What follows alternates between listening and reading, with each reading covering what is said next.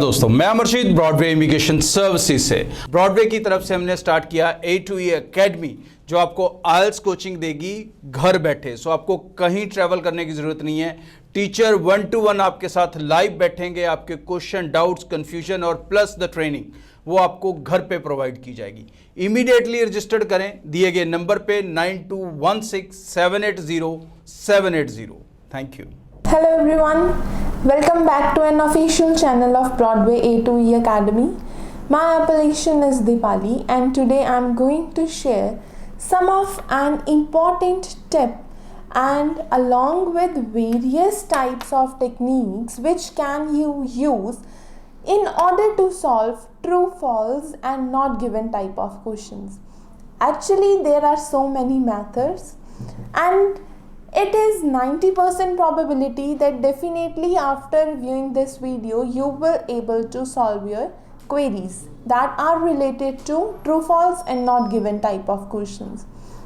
So देखिए, आपको यही पता होगा कि true, false and not given statement के लिए अगर स्टेटमेंट आप मैच करते हैं, अगर आप स्टेटमेंट सेम मीनिंग के साथ ढूंढते हैं तो आप इसको ट्रू लगाते हैं, और अगर स्टेटमेंट कहीं पे कॉन्ट्राडिक्टेड है तो आप फॉल्स लगाएंगे, कुछ मिसिंग है तो नॉट गिवन लगाएंगे। बट ये आप भी जानते हैं कि ऐसी स्टेटमेंट्स हर बार नहीं होती। कुछ स्टेटमेंट्स आपको पूरी की पूरी कंप्लीट इंफॉर्मेशन पैसेज में मिल जाती है और आप सोचते हैं इसका आंसर नॉट गिवन कैसे हो गया, इसका आंसर फॉल्स कैसे नहीं है आंसर। तो उस सिचुएशन में आप मैच कीजिए स्टेटमेंट्स के मीनिंग्स। उस सिचुएशन में आपके पास no doubt subject, verb and object सब कुछ गिवन होगा, बट आप मीनिंग मैच कीजिए। अब जैसे हो सकता है कि वहाँ पे मेंशन है कोल्ड और आपके पास पैसेज में मेंशन है वेट, बाकी सब कुछ गिवन है आपको, बट आप खुद देखो कोल्ड और वेट आपस में बिल्कुल भी रिलेटेड नहीं है, क्योंकि कोल्ड का अगर हम सेम मीनिंग देखें तो चिल्ड हो सकता है एंड वेट का हम देखें तो हम थोड़ा सा उसको मॉइस्ट बोल सकते हैं, डैम्पी बोल सकते हैं condition, but these two words are not in same meaning. Also these two words are not in accordance with the contradicted statement. अगर हम कोल्ड का ऑपोजिट देखें तो वो हॉट रहता है, वेट का ऑपोजिट देखें तो वो ड्राई है। तो ये जो दो वर्ड्स हैं सिर्फ और सिर्फ इन्हीं दो वर्ड्स के कारण, बिकॉज ना ही तो इनका मीनिंग सेम है और ना ही इनका मीनिंग ऑपोजिट है, इसीलिए ये स्टेटमेंट्स रहेंगी नॉट गिवन।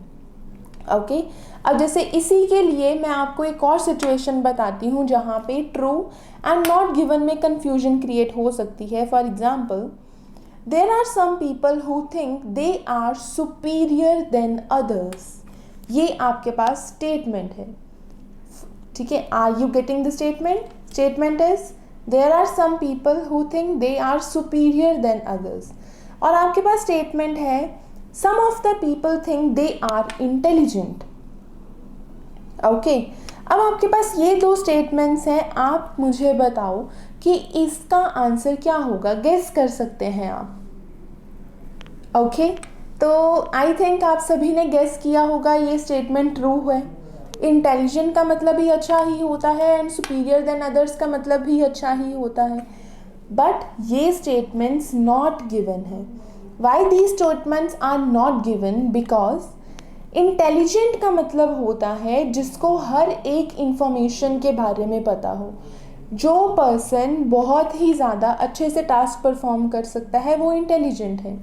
बट सुपीरियर और इन्फीरियर हम लो क्वालिटी के पर्सनस को भी बोल सकते हैं। फॉर एग्जांपल, एक पर्सन जिसने 100 में से 10 स्कोर किए हैं और दूसरा पर्सन है जिसने 100 में से 5 स्कोर किए हैं, तो इन दोनों पर्सन्स में से जिसने 10 स्कोर किए होंगे वो डेफिनेटली यही बोलेगा that I am superior than you, मैं तुमसे बेहतर हूँ, एंड नो डाउट वो बेहतर भी है, बट इसका ये मतलब बिल्कुल नहीं है कि वो इंटेलिजेंट है, because in order to be an intelligent उसके मार्क्स तो 90 अबव आने चाहिए, इसीलिए वो इंटेलिजेंट कंसिडर होगा।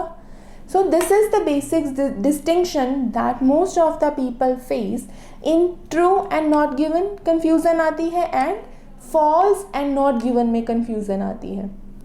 And true and false का basic concept है, if the meaning is same then the statement will be true, and if the meanings are in contradicted term then you undoubtedly have to write false.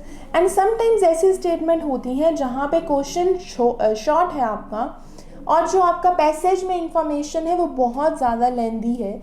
In that situation आप कुछ words को check कर सकते हैं. For example अगर उस word में only, if, weather या कोई भी कॉन्ट्राडिक्टेड कनेक्टर लगा है, फॉर एग्जांपल वेदर लग चुका है इसमें, ऑल्दो लग गया है, हाउएवर लग गया है, then there will be 99% probability that your answer will be false.